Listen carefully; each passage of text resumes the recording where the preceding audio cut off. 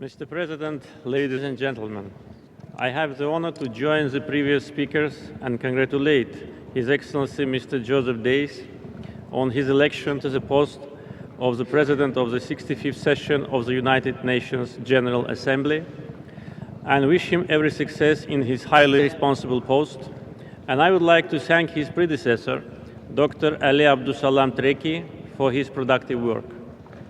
I also express my profound respect and gratitude to the Secretary General of the United Nations, His Excellency Mr. Ban Ki-moon, for his leadership and dedication in reviving the United Nations organization. Mr. President, Azerbaijan recognizes the central role of the United Nations in maintaining international peace and security, promoting sustainable development, and advocating fundamental freedoms for the people of the world. Azerbaijan believes that the United Nations has to be stronger and capable in engaging in a range of global issues in every part of the world, as well as in addressing aspirations and concerns of each member state. As a country suffering from the devastation of war and occupation, Azerbaijan strongly believes that faithful observance of the worldwide accepted norms and principles of international law concerning good neighborhood, friendly relations, and cooperation among states, and fulfillment in good faith of the obligations assumed by states are of the greatest importance for the maintenance of international peace and security. The ongoing armed conflict between Armenia and Azerbaijan still represents a major threat to international and regional peace and security. The conflict has resulted in the occupation of 1/5 of the territory of Azerbaijan and has made approximately 1 out of every 9 persons in my country an internally displaced or refugee. It has been internationally recognized that the Republic of Armenia bears the primary responsibility for occupying Azerbaijan's territories, committing the most serious international crimes during the conflict, carrying out ethnic cleansing, and trying to create a mono-ethnic culture in the captured Azerbaijani territories. The United Nations Security Council has adopted 4 resolutions and expressed its full support to the sovereignty and territorial integrity of Azerbaijan and the inadmissibility of the use of force for the acquisition of the territories. It has also recognized that Nagorno-Karabakh is part of Azerbaijan and called for immediate, full, and unconditional withdrawal of the occupying forces from all occupied territories of Azerbaijan. The United Nations General Assembly and other international organizations, including the OSCE, Council of Europe, European Parliament, Organization of the Islamic Conference, have adopted a similar position. Unfortunately, despite the consolidated position of the international community, Azerbaijani territories continue to remain under occupation. Armenia so far, instead of negotiating in good faith with a view to finding a durable solution to the conflict as soon as possible, gives preference to escalation with unpredictable consequences. Despite ongoing political efforts toward the earliest resolution of the conflict, activities in the occupied areas of Azerbaijan are in gross violation with international law and serve to further consolidation of the current status quo of the occupation, securing the results of ethnic cleansing and colonization of the captured territories, as well as cause serious obstruction to the peaceful resolution of the conflict. Thus, over the period passed since the beginning of the conflict, significant numbers of settlers have been encouraged to move into the occupied areas depopulated of their Azerbaijani inhabitants. The OSCE dispatched in 2005 the fact-finding mission to the occupied territories of Azerbaijan, which found evidence of the presence of settlers there and made a call to discourage any further settlement of the occupied territory of Azerbaijan. Consistent measures are being undertaken by Armenia also with the purpose of altering the historical and cultural features of the occupied areas in attempt to remove any signs testifying their original Azerbaijani cultural and historic roots. As a result, no single Azerbaijani historic or cultural monument left undamaged, and no sacred site escaped vandalism in the occupied territories.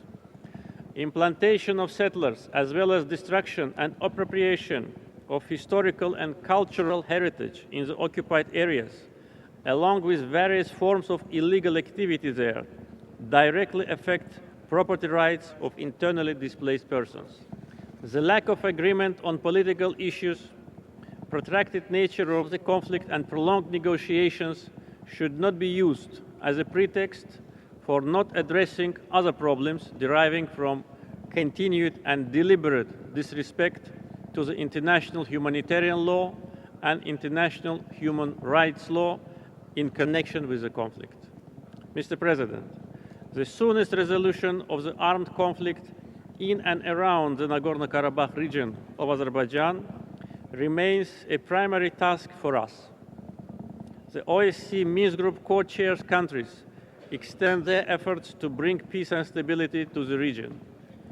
The resolution of the conflict envisages the withdrawal of Armenian forces from the occupied Azerbaijani territories within the fixed time framework, restoration of all communications, return of all refugees and internally displaced persons to their places of origin, international security guarantees, including peacekeeping forces, interim status to Nagorno-Karabakh. We are ready to continue the talks in good faith for finalizing the status of Nagorno-Karabakh within the Republic of Azerbaijan. The step-by-step approach introduced to Armenia and Azerbaijan in December 2009 by the OSCE Minsk Group co-chairs is accepted by Azerbaijan in principle as a base for achieving a lasting resolution of Armenia-Azerbaijan Nagorno-Karabakh conflict. Unfortunately, Armenia is still prolonging the definite answer to the co-chair's proposal. Azerbaijan highly appreciates the principled stand of the member states on the issues of vital importance for Azerbaijan, pertaining to its sovereignty and territorial integrity.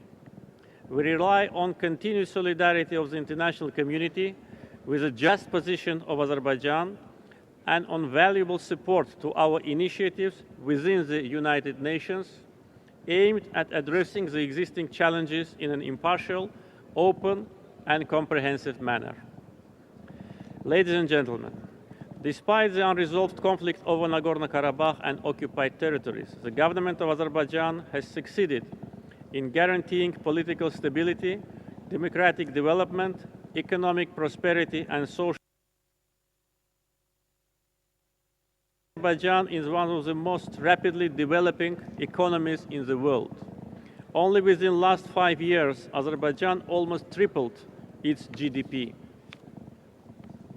The strategic geographic location of Azerbaijan at the intersection of major trade routes along the emerging east-west and north-south transport and energy corridors provides an important asset to turn the country into energy. Possesses considerable proven oil and gas reserves and has good prospects for new discoveries. A modern infrastructure for transporting hydrocarbons to the international markets has already been created in Azerbaijan and has been used for exporting oil and natural gas, which can diversify and strengthen international energy security. This is particularly crucial for gas supplies. With proven reserves of 2 trillion cubic meters of natural gas and potential of up to 5 trillion cubic meters and even more, Azerbaijan is ready to provide its own contribution to ensure stable development of the world gas market. Another globally important project on which Azerbaijan is working very intensively with its neighbors is building and enhancing the regional railroad infrastructure. This railroad connection will open an enormous opportunity for delivering all kinds of cargo between Asia and Europe. As a very active member of the Extractive Industries Transparency Initiative, Azerbaijan, in an open and transparent manner, uses its energy revenues for the development of the country, particularly building up of human capital and eradication of poverty. Thus, we were able to achieve a dramatic poverty reduction from 49% in 2003 to 11% in 2009.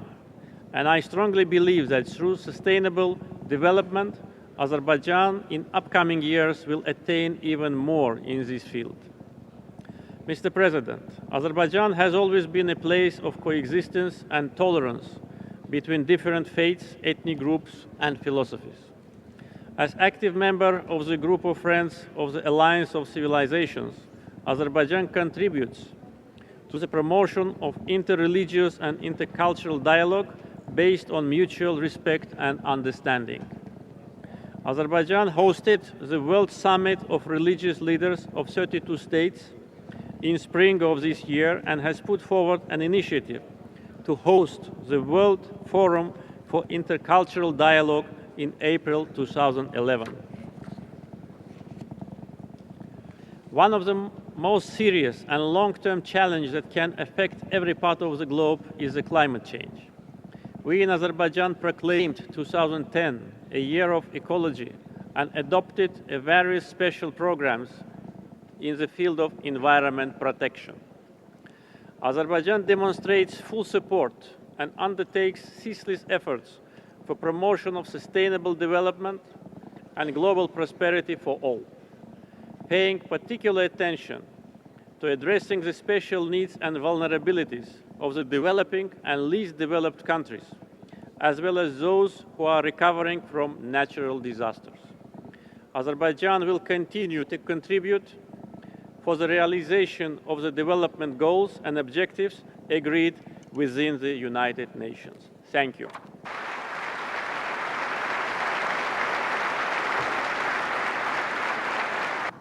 On behalf of the General Assembly, I wish to thank the President of the Republic of Azerbaijan for the statement just made.